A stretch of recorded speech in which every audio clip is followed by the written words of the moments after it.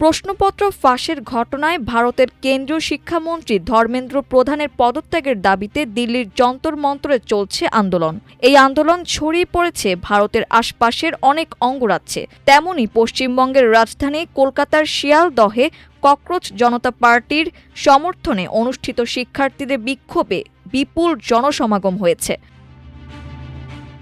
বিভিন্ন শিক্ষার্থী সংগঠনের আহ্বানে অনুষ্ঠিত এই সমাবেশ সারা দেশে চলমান শিক্ষার্থী আন্দোলনের অংশ।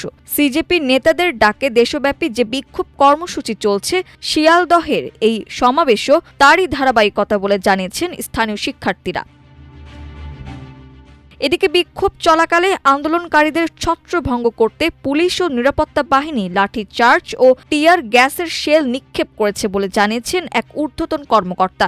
আন্দোলনকারীরা ধর্মতলার ডোরিনা ক্রসিং এলাকা অবরুদ্ধ করে রাখে এবং দায়িত্বরত পুলিশ সদস্যদের লক্ষ্য করে জুতো ও পানির বোতল ছুঁড়ে মেরেছে বলে জানা গেছে। লাঠিচার্জ এবং টিয়ার গ্যাসের শেল ছোড়ার পরও পুলিশ ওই এলাকা থেকে আন্দোলনকারীদের পুরো সরাতে সক্ষম হয়নি। আন্দোলনকারীরা পুরোদস্তুর বিক্ষোভ চালিয়ে গেছে। পুলিশের ভাষ্য, বিক্ষোভকারীদের একটি অংশ যারা নিজেদের ককরোচ জনতা পার্টির সমর্থক বলে দাবি করেছিল এবং একটি পৃথক প্রতিবাদ মিছিল করার জন্য পুলিশের অনুমতি না পেয়ে নিজেদের সমাবেশ বাতিল করে দিয়েছিল। পরে তারা ধর্মতলায় মিছিলের শেষ প্রান্তে বাম কর্মীদের সাথে যোগ দেয়।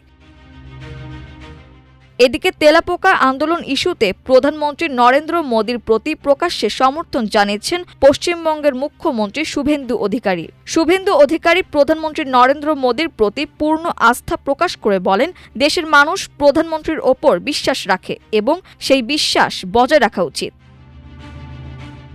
তিনি বলেন, প্রধানমন্ত্রী যে সিদ্ধান্ত নিচ্ছেন তা দেশের সবার স্বার্থে এবং বিশেষ করে তরুণ প্রজন্মের ভবিষ্যৎ রক্ষার লক্ষ্যে নেওয়া হচ্ছে।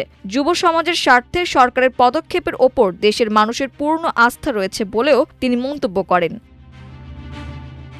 শুধু প্রশ্নফাঁস ইস্যু নয়, বৃহত্তর রাজনৈতিক প্রেক্ষাপটেও কড়া বার্তা দেন পশ্চিমবঙ্গের মুখ্যমন্ত্রী। তিনি বলেন, দেশ বিরোধী শক্তিকে পশ্চিমবঙ্গ থেকে উৎখাত করা হবে এবং আগামী দিনে আরও কঠোর পদক্ষেপ নেওয়া হবে। তার দাবি, সরকার দায়িত্ব গ্রহণের অল্প সময়ের মধ্যেই পরিবর্তনের ইঙ্গিত মিলেছে এবং সামনে আরও বড় পদক্ষেপ দেখা যাবে।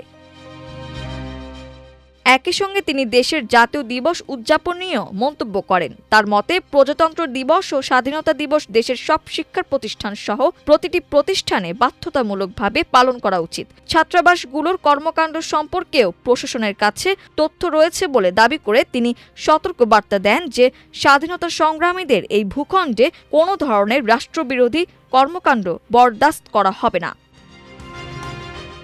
মাল্টিমিডিয়া ডেস্ক, আমার দেশ।